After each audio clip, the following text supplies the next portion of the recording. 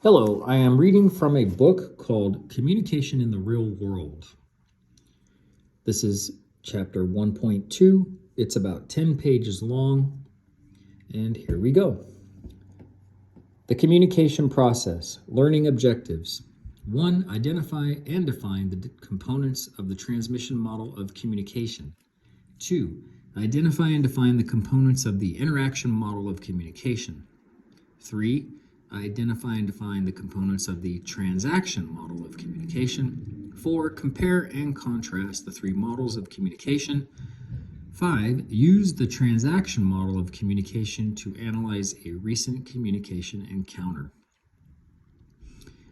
Communication is a complex process, and it is difficult to determine where or with whom a communication encounter starts and ends. Models of communication simplify the process by providing a visual representation of the various aspects of a communication encounter. Some models explain communication in more detail than others, but even the most complex model still doesn't recreate what we experience in even a moment of a communication encounter. Models still serve a valuable purpose for students of communication because they allow us to see specific concepts and steps within the process of communication, define communication, and apply communication concepts. When you become aware of how communication functions, you can think more deliberately through your communication encounters, which can help you better prepare for future communication and learn from your previous communication. The three models of communication we will discuss are the transmission, interaction, and transaction models. Although these models of communication differ, they contain some common elements. The first two models we will discuss, the transmission model and the interaction model, include the following parts: participants, messages, encoding, decoding, and channels. In communication models, the participants are the senders and/or receivers of messages in a communication encounter. The message is the verbal or nonverbal content being conveyed from sender to receiver. For example, when you say hello to your friend, you are sending a message of greeting that will be received by your friend.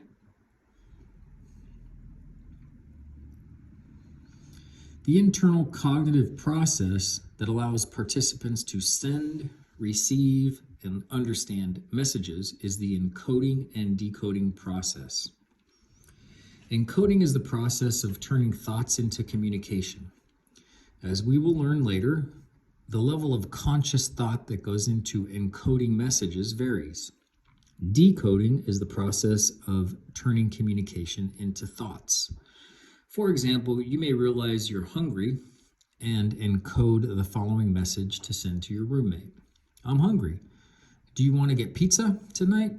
As your roommate receives the message, he decodes your communication and turns it back into thoughts in order to make meaning out of it. Of course, we don't just communicate verbally, we have various options or channels for communication. Encoded messages are sent through a channel or a sensory route on which a message travels to the receiver for decoding.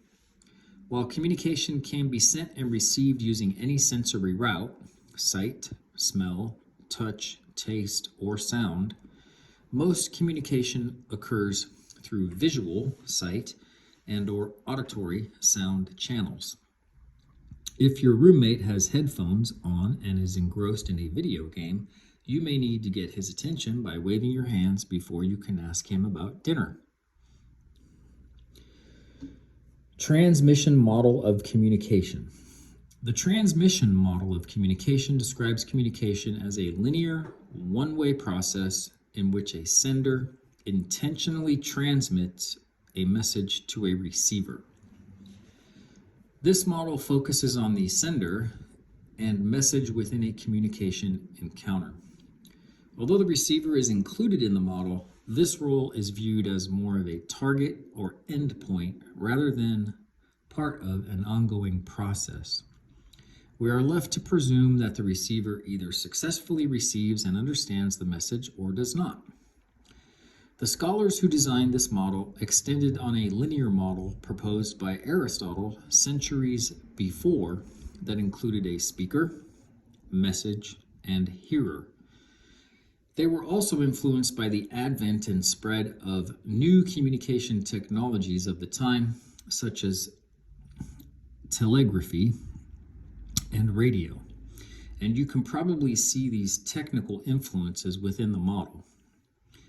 Think of how a radio message is sent from a person in the radio studio to you listening in through your car. The sender is the radio announcer who encodes a verbal message that is transmitted by a radio tower through electromagnetic waves, the channel, and eventually reaches the receiver's, ears via an antenna and speakers in order to be decoded. The radio announcer doesn't really know if you receive his or her message or not, but if the equipment is working and the channel is free of static, then there is a good chance that the message was successfully received. As you can see, the diagram here includes the sender, who is encoding, and the receiver, who is decoding, and the message being hello, and there is noise which can interfere with the reception to the receiver. Since this model is sender and message focused, responsibility is put on the sender to help ensure that the message is successfully conveyed. This model emphasizes clarity and effectiveness, but it also acknowledges that there are barriers to effective communication. Noise is anything that interferes with a message being sent between participants in a communication encounter. Even if a speaker sends a clear message, noise may interfere with a message being accurately received and decoded. The transmission model of communication accounts for environmental and semantic noise. Environmental noise is any physical noise present in a communication encounter. Other people talking in a crowded diner could interfere with your ability to transmit a message and have it successfully decoded.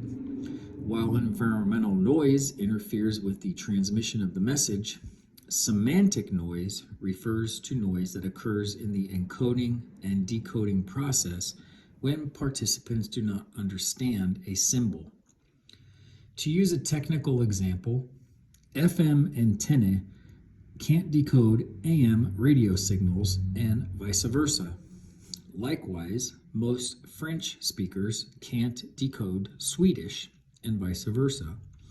Semantic noise can also interfere in communication between people speaking the same language because many words have multiple or unfamiliar meanings.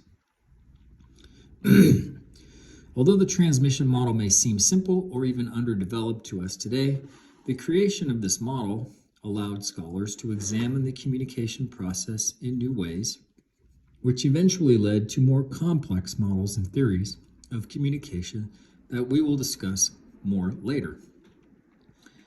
This model is not quite rich enough to capture dynamic face-to-face interactions, but there are instances in which communication is one-way and linear, especially computer-mediated communication, CMC. As the following Getting Plugged In box explains, computer-mediated communication is integrated into many aspects of our lives now and has opened up new ways of communicating and brought some new challenges. Think of text messaging, for example.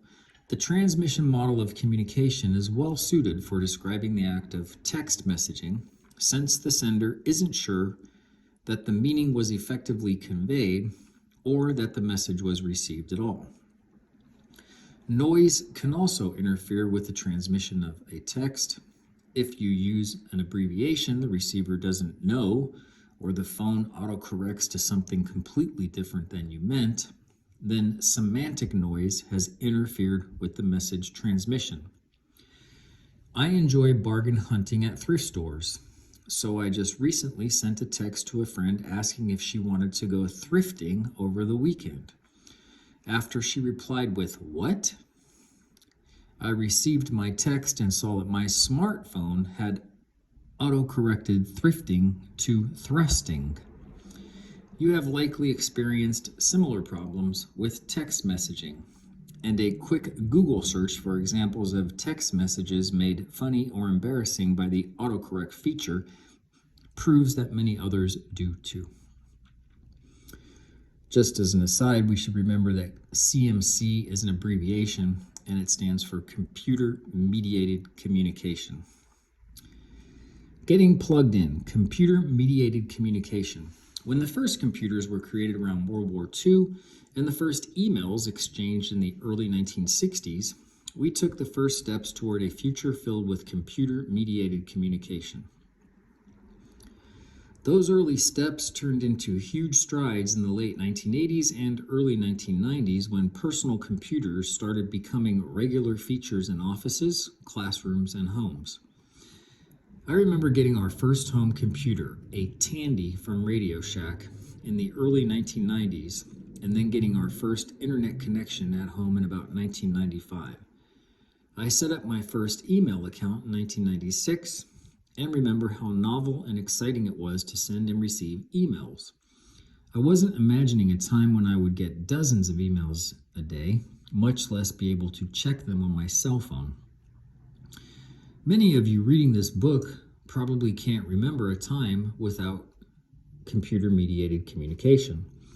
If that's the case, then you're what some scholars have called digital natives.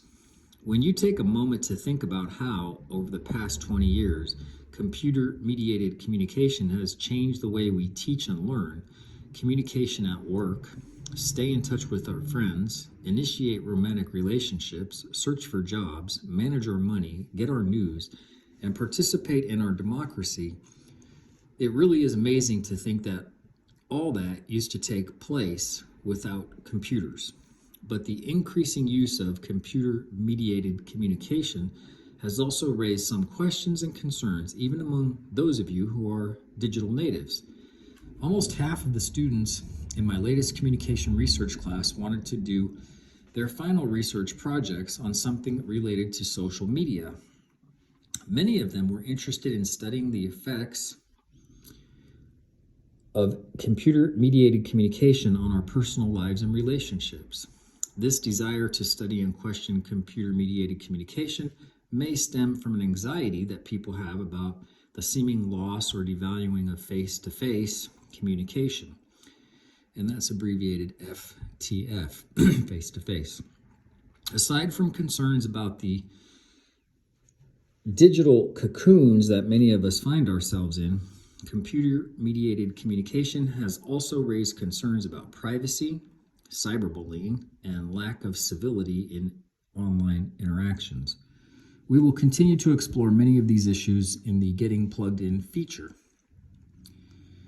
box included in each chapter, but the following questions will help you begin to see the influence that computer-mediated communication has in your daily communication. There are 3 questions.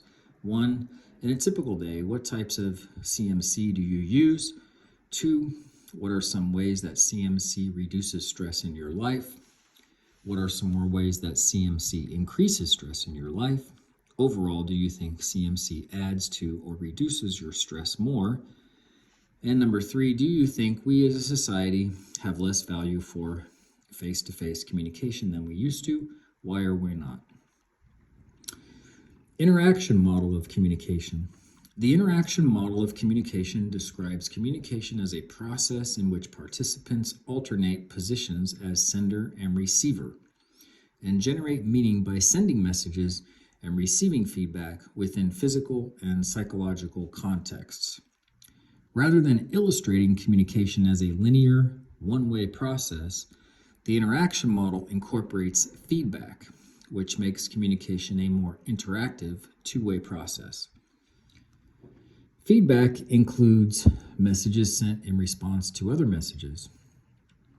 For example, your instructor may respond to a point you raised during class discussion, or you may point to the sofa when your roommate asks you where the remote control is. The inclusion of a feedback loop also leads to a more complex understanding of the roles of participants in a communication encounter. Rather than having one sender, one message, and one receiver, this model has 2 sender receivers, who exchange messages. Each participant alternates roles as sender and receiver in order to keep a communication encounter going. Although this seems like a perceptible and deliberate process, we alternate between the roles of sender and receiver very quickly and often without conscious thought. The interaction model is also less message-focused and more interaction-focused. While the transmission model focused on how a message was transmitted and whether or not it was received, the interaction model is more concerned with the communication process itself. In fact, this model acknowledges that there are so many messages being sent at one time that many of them may not even be received. Some messages are also unintentionally sent. Therefore, communication isn't judged effective or ineffective in this model based on whether or not a single message was successfully transmitted and received. And here's a diagram. So they have the sender, who is also the receiver, sending a message, "How are you?" across a message channel. And we have the sender-receiver decoding and encoding, and both of them are engaged in a feedback channel. And that's engaged within some physical context, such as speech or text or email. And there's still the noise. There's also a psychological context to all of this. The interaction model takes physical and psychological context into account. Physical context includes the environmental factors in a communication encounter. The size, layout, temperature, and lighting of a space influence our communication. Imagine the different physical contexts in which job interviews take place and how that may affect your communication.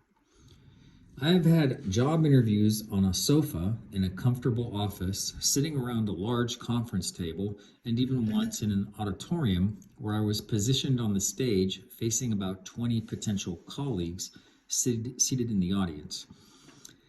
I've also been walked around campus to interview with various people in temperatures below 0 degrees. Although I was a little chilly when I got to each separate interview, it wasn't too difficult to warm up and go on with the interview. During a job interview in Puerto Rico, however, walking around outside wearing a suit in near 90-degree temperatures created a sweating situation that wasn't pleasant to try to communicate through. Whether it's the size of the room, the temperature, or other environmental factors, it's important to consider the role that physical context plays in our communication. Psychological context includes the mental and emotional factors in a communication encounter. Stress, anxiety, and emotions are just some examples of psychological influences that can affect our communication. I recently found out some troubling news a few hours before a big public presentation. It was challenging to try to communicate because the psychological noise triggered by the stressful news kept intruding into my other thoughts. Seemingly positive psychological states, like experiencing the emotion of love, can also affect communication. During the initial stages of a romantic relationship, individuals may be so love-struck that they don't see incompatible personality traits or don't negatively evaluate behaviors they might otherwise find off-putting. That's probably why the divorce rate is a little over 50% for first marriages. Feedback and context help make the interaction model a more useful illustration of the communication process. But the transaction model views communication as a powerful tool that shapes our realities beyond individual communication encounters. Transaction model of communication. As the study of communication progressed, models expanded to account for more of the communication process. Many scholars view communication as more than a process that is used to carry on conversations and convey meaning. We don't send messages like computers, and we don't neatly alternate between the roles of sender and receiver as an interaction model unfolds. We also can't consciously decide to stop communicating because communication is more than sending and receiving messages. The transaction model differs from the transmission and interaction models in significant ways, including the conceptualization of communication, the role of sender and receiver, and the role of context. To review, each model incorporates a different understanding of what communication is and what communication does.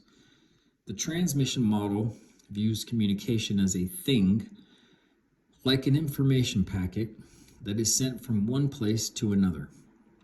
From this view, communication is defined as sending and receiving messages. The interaction model views communication as an interaction in which a message is sent and then followed by a reaction, feedback, which is then followed by another reaction, and so on. From this view, communication is defined as producing conversations and interactions within physical and psychological contexts. The transaction model views communication as integrated into our social realities in such a way that it helps us not only understand them, but also create and change them. The transaction model of communication describes communication as a process in which communicators generate social realities within social, relational, and cultural contexts. In this model, we don't just communicate to exchange messages, we communicate to create relationships, form intercultural alliances, shape our self-concepts, and engage with others in dialogue to create communities.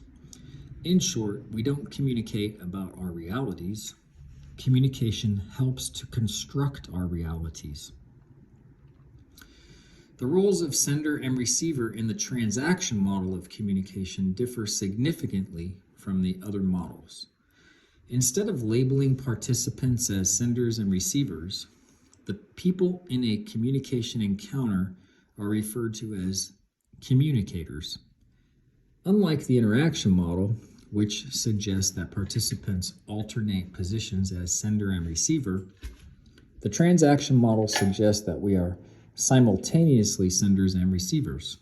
For example, on a first date, as you send verbal messages about your interests and background, your date reacts non-verbally.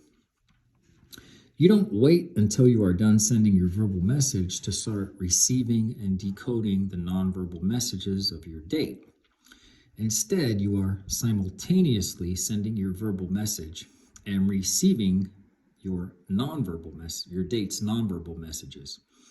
This is an important addition to the model because it allows us to understand how we are able to adapt our communication, for example, a verbal message, in the middle of sending it based on the communication we are simultaneously receiving from our communication partner. And here's a diagram. We have a communicator and another communicator within a psychological and physical context, and also a relational context. We have a social context and a cultural context. In the middle of all that, we have the co-creation of meaning. The transaction model also includes a more complex understanding of context. The interaction model portrays context as physical and psychological influences that enhance or impede communication. While these contexts are important, they focus on message transmission and reception. Since the transaction model of communication views communication as a force that shapes our realities before and after specific interactions occur, it must account for contextual influences outside of a single interaction. To do this, the transaction model considers how social, relational, and cultural contexts frame and influence our communication encounters. Social context refers to the stated rules or unstated norms that guide communication. As we are socialized into our various communities, we learn rules and implicitly pick up on norms for communicating. Some common rules that influence social contexts include don't lie to people, don't interrupt people, don't pass people in line, greet people when they greet you, thank people when they pay you a compliment, and so on. Parents and teachers often explicitly convey these rules to their children or students. Rules may be stated over and over, and there may be punishment for not following them. Norms are social conventions that we pick up on through observation, practice, and trial and error. We may not even know we are breaking a social norm until we notice people looking at us strangely or someone corrects or teases us. For example, as a new employee, you may over or underdress for the company's holiday party because you don't know the norm for formality. Although there probably isn't a stated rule about how to dress at a holiday party, you will notice your error without someone having to point it out, and you will likely not deviate from the norm again in order to save yourself any potential embarrassment. Even though breaking social norms doesn't result in the formal punishment that might be a consequence of breaking a social rule, the social awkwardness we feel when we violate social norms is usually enough to teach us that these norms are powerful, even though they aren't made explicit like rules. Norms even have the power to override social rules in some situations. To go back to the example of common social rules mentioned before, we may break the rule about not lying if the lie is meant to save someone from feeling hurt. We often interrupt close friends when we're having an exciting conversation, but we wouldn't be as likely to interrupt a professor while they are lecturing. Since norms and rules vary among people and cultures, relational and cultural contexts are also included in the transaction model in order to help us understand the multiple contexts that influence our communication. Relational context includes the previous interpersonal history and type of relationship we have with the person. We communicate differently with someone we just met versus someone we've known for a long time. Initial interactions with people tend to be more highly scripted and governed by established norms and rules, but when we have an established relational context, we may be able to bend or break social norms and rules more easily. For example, you would likely follow social norms of politeness and attentiveness and might spend the whole day cleaning the house for the first time you invite your new neighbors to visit. Once the neighbors are in your house, you may also make them the center of your attention during their visit. If you end up becoming friends with your neighbors and establishing a relational context, you might not think as much about having everything cleaned and prepared or even giving them your whole attention during later visits. Since communication norms and rules also vary based on the type of relationship people have, relationship type is also included in relational context. For example, there are certain communication rules and norms that apply to a supervisor-supervisee relationship that don't apply to a brother-sister relationship and vice versa.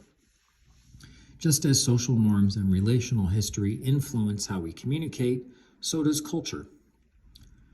Cultural context includes various aspects of identity such as race, gender, nationality, ethnicity, sexual orientation, class, and ability. We will learn more about these identities in Chapter 2, Communication and Perception.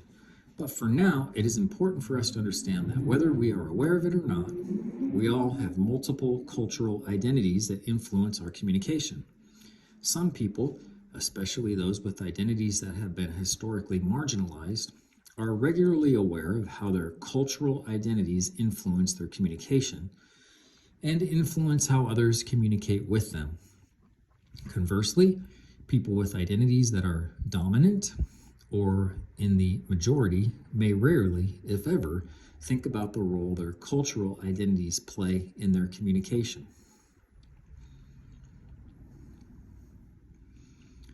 When cultural context comes to the forefront of a communication encounter, it can be difficult to manage. Since intercultural communication creates uncertainty, it can deter people from communicating across cultures or lead people to view intercultural communication as negative. But if you avoid communicating across cultural identities, you will likely not get more comfortable or competent as a communicator. Difference, as we will learn in Chapter 8, Culture and Communication, isn't a bad thing. In fact, intercultural communication has the potential to enrich various aspects of our lives. In order to communicate well within various cultural contexts, it is important to keep an open mind and avoid making assumptions about others' cultural identities. While you may be able to identify some aspects of the cultural context within a communication encounter, there may also be cultural influences that you can't see. A competent communicator shouldn't assume to know all the cultural context a person brings to an encounter, since not all cultural identities are visible. As with the other contexts, it requires skill to adapt to shifting contexts, and the best way to develop these skills is through practice and reflection. And we have a section here called Key Takeaways and then some exercises. Key takeaways. Communication models are not complex enough to truly capture all that takes place in a communication encounter, but they can help us examine the various steps in the process in order to better understand our communication and the communication of others. Next, the transmission model of communication describes communication as a one-way, linear process in which a sender encodes a message and transmits it through a channel to a receiver who decodes it. The transmission of the message may be disrupted by environmental or semantic noise.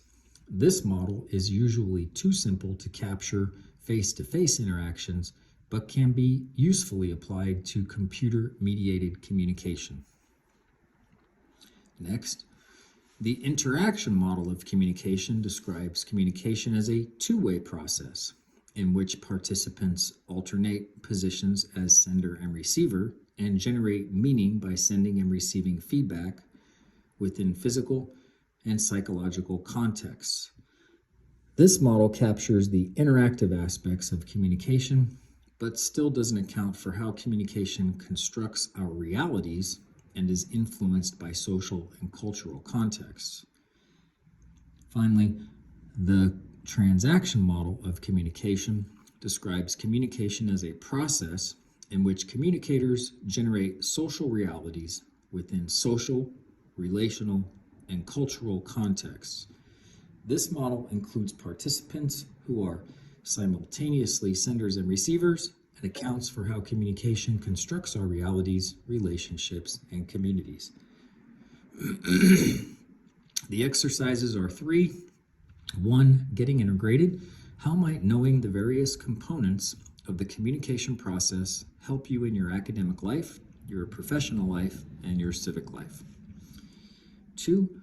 What communication situations does the transmission model best represent? The interaction model, the transaction model. 3. Use the transaction model of communication to analyze a recent communication encounter you had.